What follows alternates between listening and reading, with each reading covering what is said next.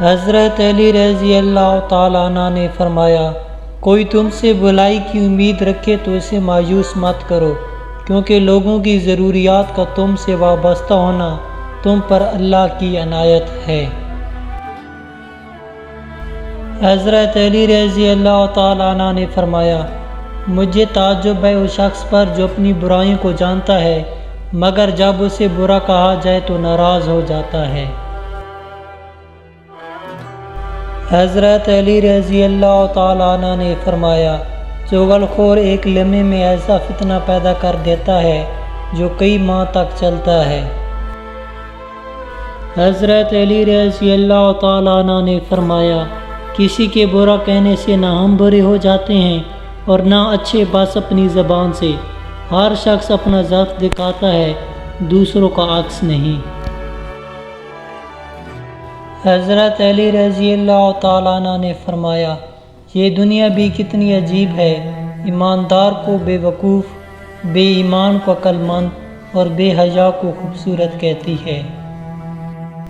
حضرت علی رضی اللہ تعالیٰ عنہ نے فرمایا، اگر زندگی کو ہمیشہ خوشیوں کے ساتھ گزارنا چاہتے ہو تو غم زدہ لوگوں کے غم سنا کرو، کبھی دکھی نہیں رہو گے۔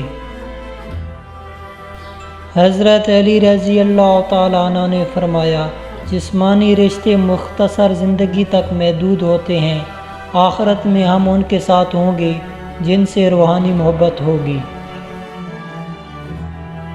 حضرت علی رضی اللہ تعالیٰ عنہ نے فرمایا، لوگ جتنا بھی دل دکھائیں یہ یاد رکھا کرو کہ جب اللہ کے بندے ہمیں توڑتے ہیں تو ان کا توڑنا ہمیں اللہ سے جوڑتا ہے۔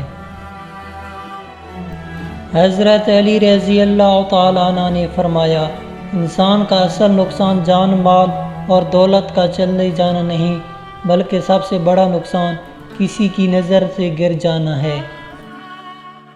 حضرت علی رضی اللہ تعالیٰ عنہ نے فرمایا، جب تم کسی شخص کو اس کی دولت کی وجہ سے عزت دینے لگو تو سمجھ لینا تم نے اپنا ایمان کھو دیا۔ حضرت علی رضی اللہ تعالیٰ عنہ نے فرمایا، اللہ ان دعاؤں کو بھی کبھی رد نہیں کرتا جو بے انتہا صبر کے ساتھ مانگی گئی ہوں۔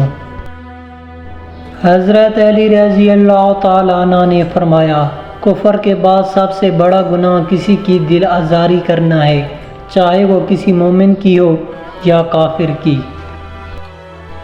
حضرت علی رضی اللہ تعالیٰ عنہ نے فرمایا، کسی کے گھر جاؤ تو اندھے بن کے رہو اور باہر نکلو تو گونگے بن کے نکلو۔